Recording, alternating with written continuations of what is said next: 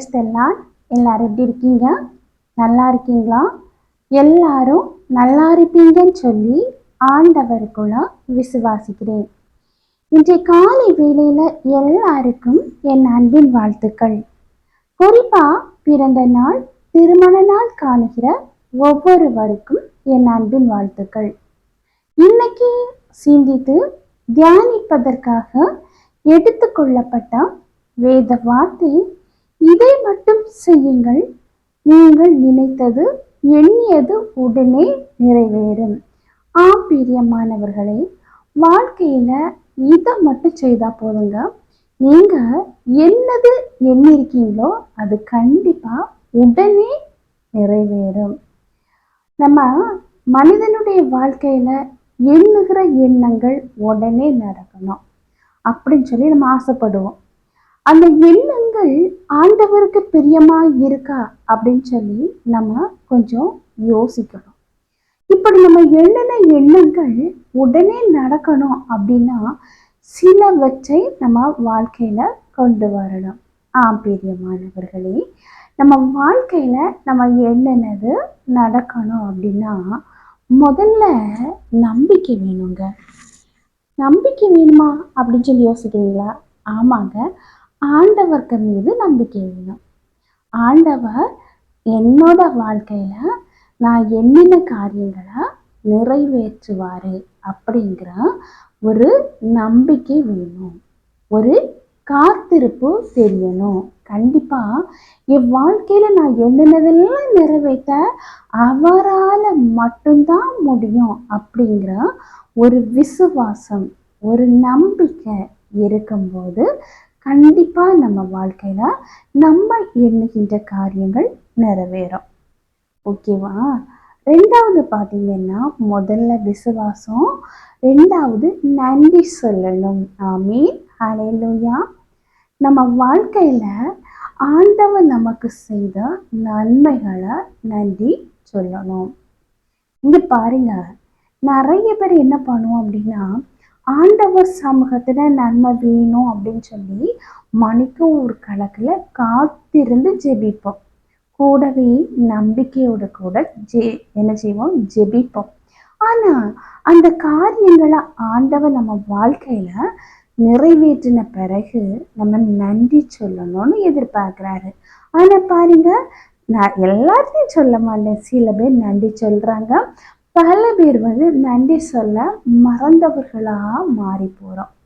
ஒரு கஷ்டம் வரும்போது பழையபடியும் ஆண்டவரை நோக்கி வாரோம். அந்த கஷ்டங்கள் மாறணும் அப்படின்னு சொல்லி ப்ரேயரும் பண்றோம். அந்த கஷ்டங்கள் மாறின பிறகு நன்றி சொல்றோமா?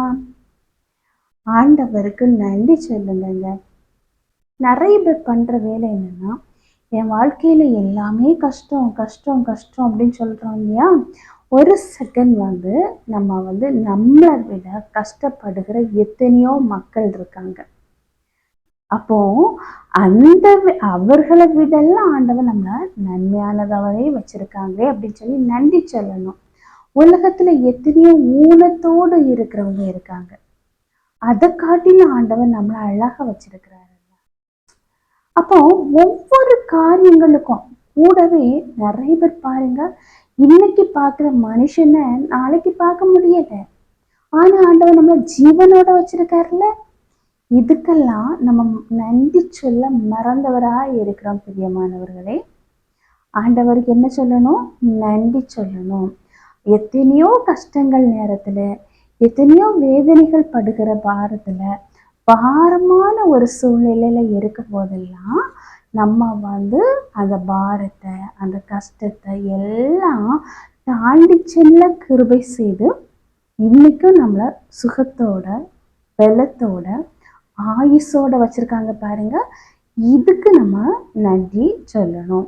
எத்தனை பேரும் பாருங்க, இந்த உலகத்துல அடுத்த வேளை சாப்பாட்டுக்கு கஷ்டம் ரொம்ப கஷ்டத்துல இருக்காங்க. ஆனா நமக்கு அழகா சாப்பாடு சாப்பிட ஆண்டவர் கிருபை பாராட்டி இருக்கிறாரு. இதுக்கெல்லாம் நன்றி சொல்லணும். இப்படி ஒவ்வொரு சின்ன சின்ன விஷயங்களுக்கும் நம்ம நன்றி சொல்ல நன்றி சொல்ல நன்றி சொல்ல ஆண்டவரை மகிமைப்படுத்த நம்ம வாழ்க்கையில ஏதோ ஒரு காரியங்கள், எண்ணின காரியங்கள் நிறைவேறாம இருக்கும்போது அந்த காரியங்கள் கண்டிப்பா நம்ம வாழ்க்கையில என்ன ஆகும்? நிறைவேறும். அதே போல துதிக்கணும். ஆண்டவரை துதிச்சு பாடணும், அவரை மகிமைப்படுத்தணும். நம்ம துதிக்கிற துதியில தான் சாத்தான் ஓடி போவான். சில காரியங்கள், நம்ம எண்ணின காரியங்கள் நிறைவேறாமல் இருக்கிறதுக்கு காரணமே சாத்தானாக தான் இருக்கும். ஆனா அதை நம்ம அறிஞ்சிருக்க மாட்டோம். எதுக்கோ நடக்கலை, இத்தனை வருஷம் நான் ப்ரேயர் பண்றேன், ஆனா எனக்கு என் வாழ்க்கையில இது வாய்க்கல அப்படின்னு சொல்லி புலம்புவோம். இது எதனால நடக்கல அப்படின்னு சொல்லி நம்ம யோசிக்க மறந்தவரா இருப்போம்.